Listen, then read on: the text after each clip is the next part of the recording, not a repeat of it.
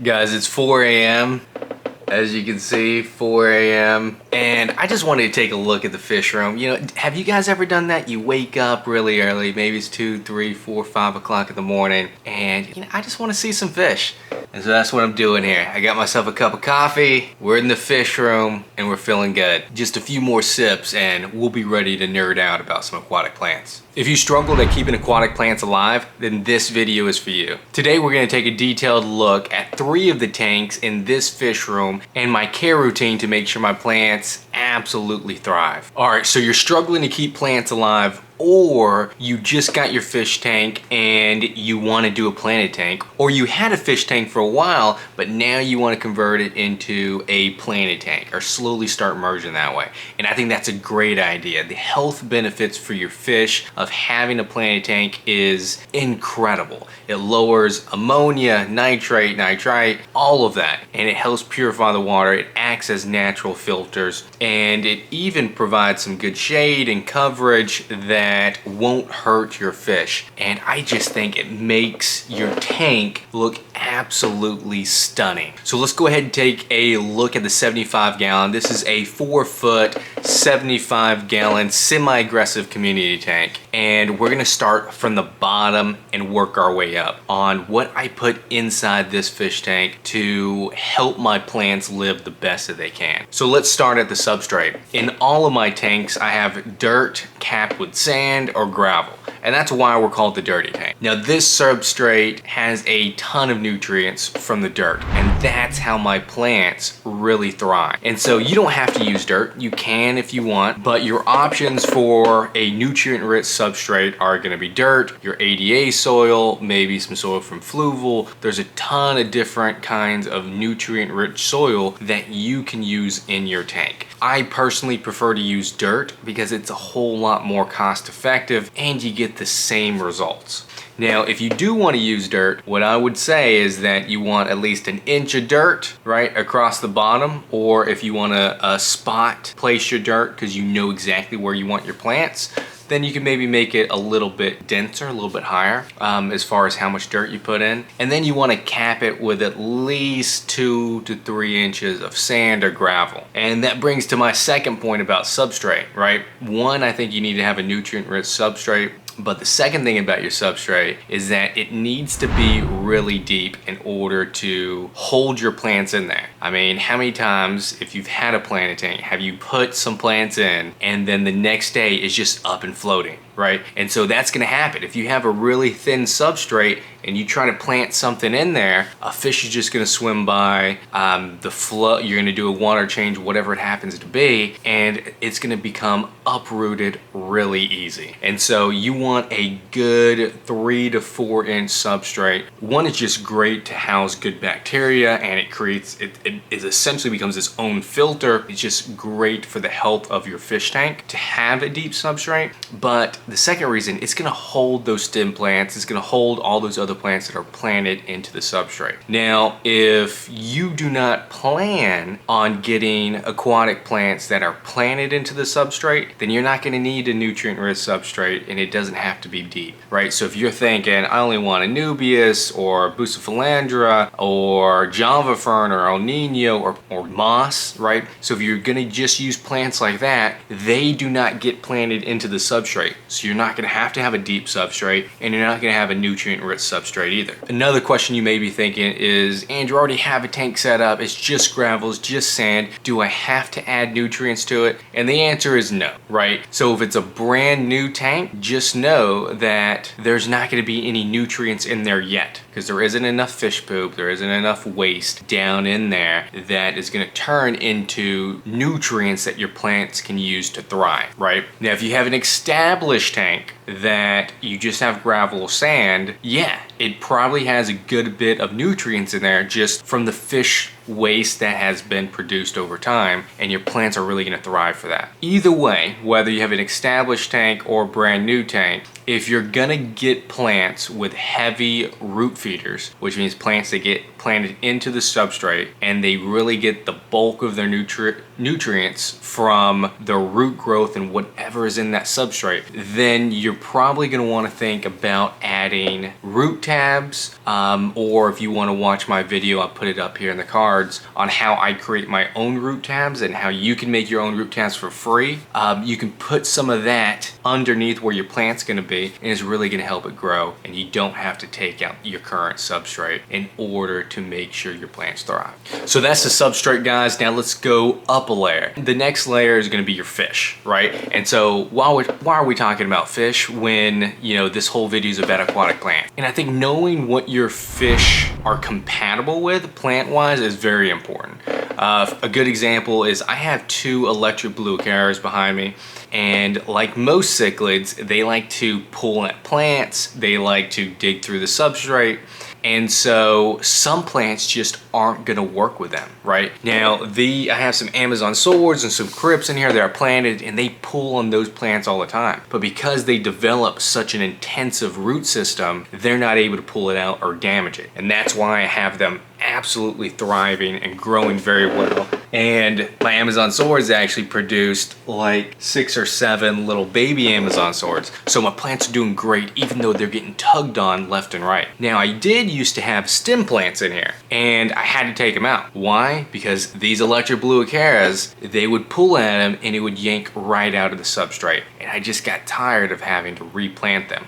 So knowing what your fish are compatible with plant-wise is very important, right? If you got slightly bigger fish, then you may want to stay away from stem plants or the plants that are planted in the substrate that don't develop a huge root system, right? And you want to stay more towards the ones that develop a really intensive root system quickly that's going to hold itself in place no matter what. Next, let's talk the water column. So generally, I do not use fertilizer. I do use it from time to time. I haven't used fertilizer in this tank in months and months and months, but I do use fertilizer whenever I'm moving things around, or if I notice that some of my plants just aren't doing too great, then I normally trim those parts off. I put some fertilizer in there just to help giving whatever nutrients it's lacking, and it gives it time to adapt to whatever new water parameter changes that it didn't like, right? It allows it time to adapt without just destroying your plants. So I use fertilizer just kind of as an as-needed basis. Now, the other thing about the water column is water changes. How often do I change my water? Now, this will depend on your filtration, your amount of plants, and your amount of stocking. So it's gonna be different. So don't take this as solid, right, as what you should do. But what I do on all my tanks, generally I do a water change about once a month. And sometimes it goes even longer, right? The more plants I have in my tank, the less that I need to do water changes, because they're gonna suck up all the nitrates, all the ammonia, all the bad stuff that makes your water toxic. And at the same time, you don't wanna do too much or too frequent water changes, because all that stuff that's in the water column that may be toxic to your fish is actually beneficial to growing your plants. So there's a fine balance. You got to figure out the right balance for you between safe water parameters, but still has enough gunk in it that your plants are going to absolutely thrive. Next, let's talk algae, because at the end of the day, the biggest thing about planted tanks is having balance, right? You got to have the right amount of nutrients and the right amount of light to do 2 things. 1, so your plants grow big and healthy, but then 2, so that you don't have too much that algae starts to take over, right? Having a little bit of algae is a-okay. I actually leave my lights on a little bit longer just so I can have a tiny bit of algae, because I have some pandagars in here that just love algae, right? And so you gotta find your balance for your tank on how many plants you have and how bright and how long you leave your light on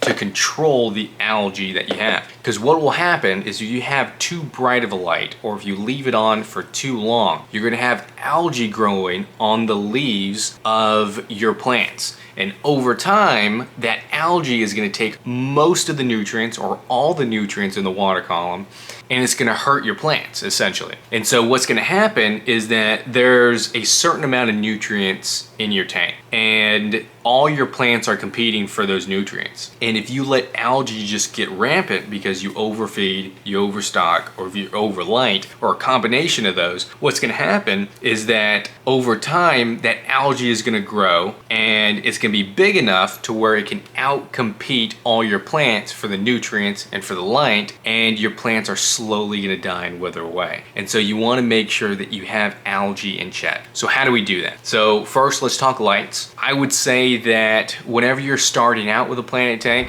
you want to start with a low light, right? So you think, oh, I need to get an expensive light. It needs to be a full spectrum light. It needs to be 1,000,000 Kelvin, right? No, all of that is nonsense. You can have a budget light. And the 3 tanks that we're going to review today, I'm going to go over the exact light that I have. They're all budget lights with the exception of one. And what I would say is that whenever you're starting off, you want to have your light duration to be about 6 hours. That's it, just 6 hours. You say, Andrew, well, I saw on YouTube or Google that, you know, they say 8 to 10 hours, sometimes even 12 hours. And I would say you can get there, but first start with 6 hours. And then work your way up to 8 hours, work your way up to 10 hours. You see that's too much, work your way back down to 8 hours until you find the balance for your tank.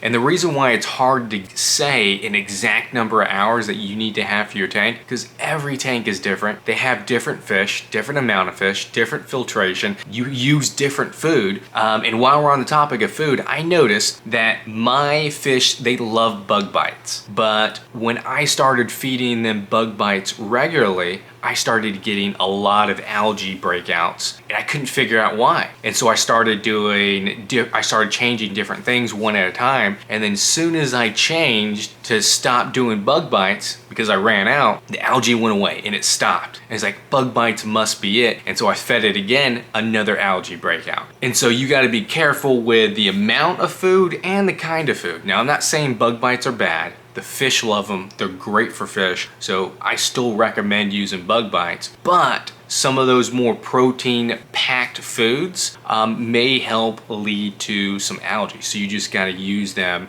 more cautiously. Now, another tip about algae, since controlling algae is one of the top 3 things you need to do to make sure you have a good planted tank, another good way to control algae, and this is just also good for plant health in general, is that whenever you have a plant that has like a dying leaf, it's starting to yellow, it's starting to get all kind of holes in it, whatever it may be, you want to chop that leaf off, right? Because what's going to happen is that algae will start growing on those dying parts of the leaf or the dying leaf in general. Now, if you watched my maintenance video on my 20-gallon tank, I'll put the card up here. I showed you where I started trimming my Java fern leaves that just had a little bit of yellowing, a little bit of brown, or a little bit of holes in them, and I trimmed them off, right? Even if it was just a tiny bit and the majority of it was green. And the reason being is that it was slowly dying because that leaf wasn't adapted, right? And what will happen after you chop it off, a new leaf will come and grow back that is more adapted to your fish tank's water parameters. And so you're just gonna have a better, higher quality leaf that looks better. But in addition to that, when I pulled out those leaves, every single leaf had black bear algae growing on the dying parts of those leaves. And I thought that was pretty interesting, that if I look in that tank and if I look in this tank, that the majority of the places where I see algae is where there's a healthy leaf, but there's parts of that leaf that are dying, yellowing, or browning, and I see algae just break out right there. And so to help you control algae and to help make sure you have beautiful plants, as soon as you see something not looking great, trim off one of those leaves, right? Even, let's say it has 4 leaves and 3 of them are bad, trim all 3 of them off, just have that one. It's gonna look weird for a little bit, but it's gonna regrow leaves that are better adapted to your water, and you're not gonna have algae breakout because of those dying leaves. So next, let's talk light. What kind of light do I have? So I currently have a Water Rebirth. This is an ultra slim profile LED light. This is a full spectrum light, so it has the red, the green, the blue, the white, all of that. And full spectrum is normally the best for planted tanks. But you don't have to get a full spectrum light on some of these other tanks that I'm going to show you. They're budget lights that only are white light or that are only white and blue light. But I do still recommend a full spectrum light, and I recommend you starting at 6 hours and then working your way up. Currently on this tank, I have it set for 10 hours. The majority of my other tanks are 8 hours or less. So it really just depends on your tank and your light and your feeding schedule and your fish stocking, how long you'll keep the lights on. This tank is about 10 hours because I do want some more algae growth to be going on. Now, if you're interested in purchasing this light, the Water Rebirth light, I'll put a link in the description below where you can buy it straight from Amazon. This light was 60 bucks and I really like it. I would give it 4 stars out of 5, right? It's really good.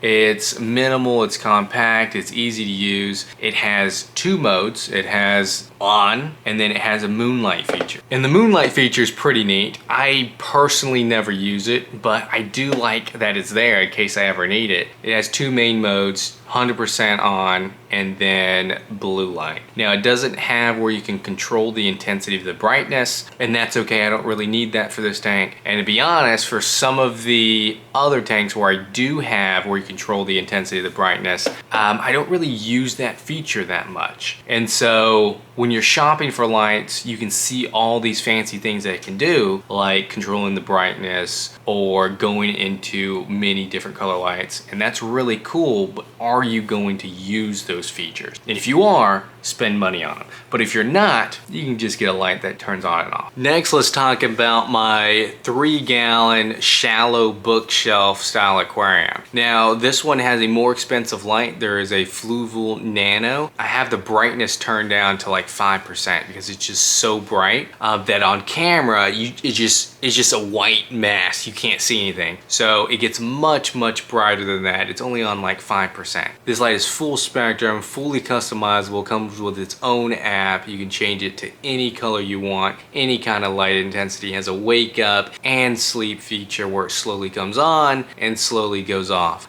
It's really cool and I really do like it. And the main reason I got this nice light for this one is because I've never had a Fluval Nano, never had one that was just customizable, and I really do like it. Now, is it worth $100? That's debatable, right? But I do really like the design and I do really like the features. Now, as far as plant setup, I do have the dwarf hairgrass growing in the bottom, and then I have Java fern up those rocks over there, and then I have some house plants kind of growing immersed out of that land section by the driftwood. Now, my routine for this one, my care routine, is very minimal.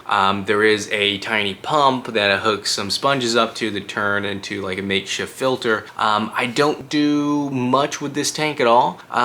Currently in this tank, I just have shrimp and then 2 baby rice fish. Once they grow out, they'll go in the 20-gallon. But all the shrimp and those 2 little baby rice fish, they help contribute to the waste that's gonna help make sure these plants grow. Now, the dwarf hairgrass is in dirt currently and it's capped with sand. And what I think is really cool is that normally when you grow plants immersed, which means out of water. Now, this dwarf hairgrass was grown in my garage, immersed. Normally, whenever you have immersed plants that then you submerge, put them underwater, right? Normally you see a lot of melting, and so that's normal, right? But with the dwarf hairgrass, with the micro sword, right? With all the plants that are grown immersed, out of water in dirt, and then I take that same dirt and I just plop it in here, what I notice is that there's minimal to no melting at all. And that's true with this dwarf hairgrass. So I grew it in about this much of dirt, right, in a whole little plop that I had in the garage, and then I just fit it to size and dropped it in there, capped with sand. There's no melting at all, and it looks really good. Now, what I did notice is that there was starting to get some algae developing along the dwarf dwarf hairgrass because I just had the light intensity entirely too high. So I dropped the light intensity a little bit and I added some floating plants just to help soak up those nutrients and to minimize the light intensity even further. And the algae problem is gone. And so remember, the key to having good plants is your lights, your nutrients, and then that balance for algae, right? And so that's why I really like floating plants. They help make sure you have a healthy planted tank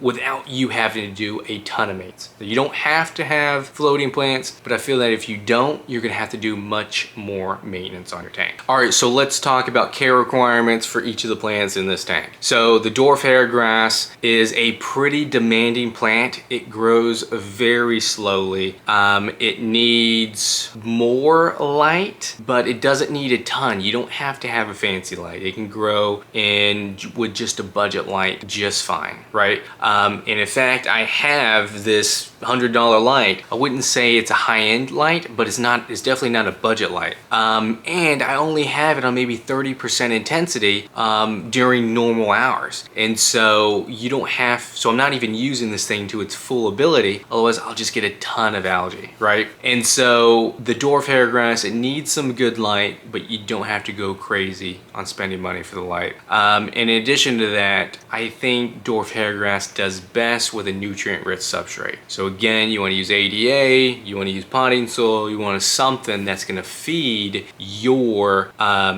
plants here. Now, for carpeting plants, I don't think root tabs are going to cut it. I think you have to have a complete nutrient-rich substrate. Now, I know people have done it in just sand and just gravel, but I think it takes a lot longer and it's a lot harder to do if you do it that way. Now, my tip, if you want to grow a luscious carpet quickly and make it easy on yourself, I recommend you buying it's just a small pouch that it normally comes in of dwarf hairgrass, because it costs 10 bucks and you can just get a tiny little pouch with, you know, maybe 10 to 15 pieces in there. And what I recommend you do is you need to get a germination kit or some kind of container that is probably the size of your fish tank. You're gonna sprinkle it halfway with dirt and you're gonna take those dwarf hairgrass and place it all throughout that container. You're gonna put a lid on it, you're gonna fill it up with water, and you're gonna put it in a place where it can get light. And in a month or two, it will completely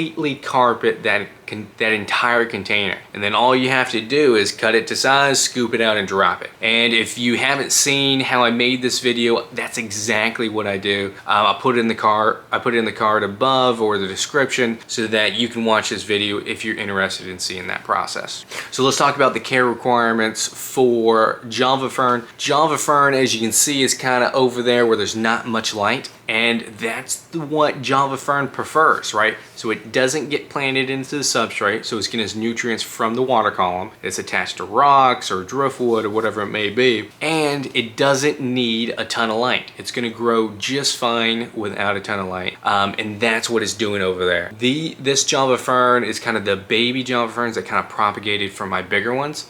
So over time, this type of Java fern is going to get entirely too big for the scape, so I'm going to have to take it out.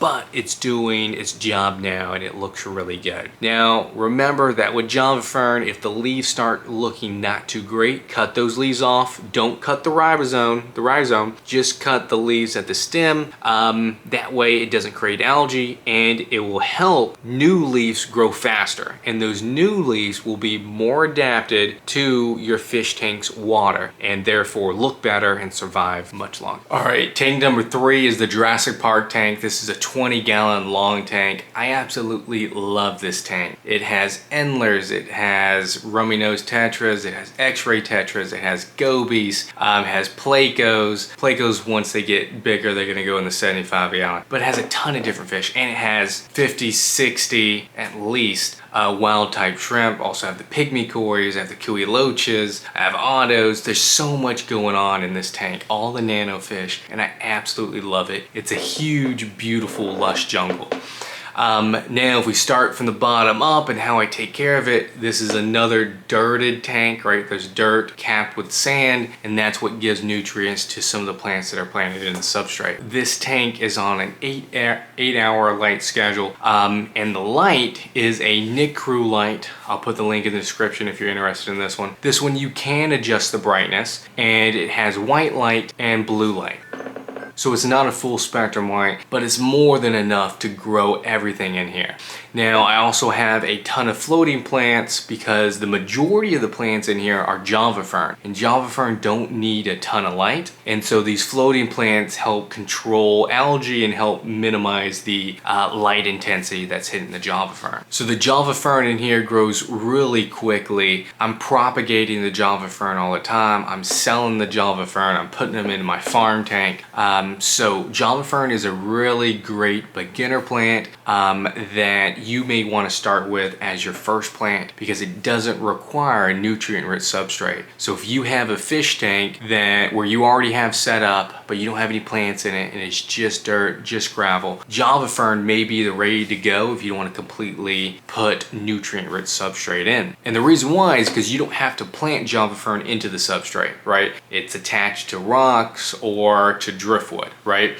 And now the way you attach it is you can either wedge it in between two rocks, or you can use thread, you can use rubber band, you can use super glue. There's a lot of different ways. Now in this tank, mainly all the Java fern is held together by thread, and over time it will develop a root system as ribosomes will just kind of cover that rock or that driftwood to where it's essentially holding itself. But Java fern is a great beginner plant that if you're thinking about going the planted tank route, you can make a whole tank with just Java fern and it will be beautiful and easy to take care of. Now the only thing to note is that whenever you buy Java fern, you put it in here, it has to get used to your tank, right? And so what you may see is some of the Java fern leaves start to brown or yellow, get holes in them, and you'll start thinking, oh no, I can't take care of plants, I can't keep them alive, and you end up throwing away. Don't do that. That is normal, right? Those leaves aren't used to your water. So all you want to do is you chop those leaves off, even if it's all the leaves, and all you have is the rhizome left. It will grow brand new leaves that are adapted to your water that would look beautiful. So if yours start dying, trim just the leaves off and it will grow back in no time and look really, really good. Now, since this tank has a ton of wild type shrimp, I do not use any fertilizers, as some fertilizers, they say they're shrimp safe, but most fertilizers have some trace amount of copper, which is deadly to shrimp and other invertebrates. So this tank in particular has no fertilizers ever. It just has the dirt, and then it just has very infrequent water changes so that it still has a lot of nutrients to feed all the plants in here. Alright guys, and that's gonna wrap up today's video. If you liked it, make sure to give it a thumbs up, hit the subscribe button, because for the next couple months I'm gonna do species profiles, I'm gonna do reviews on different kind of fish tank kits and filters and canister filters and UV sterilizers and all that. So if you're interested in that, make sure to stay tuned. And if you have something specific that you see I have in my fish room that you want me to talk about, drop it in the comments below and I'll make sure to make a video about it. Until next time guys, see ya.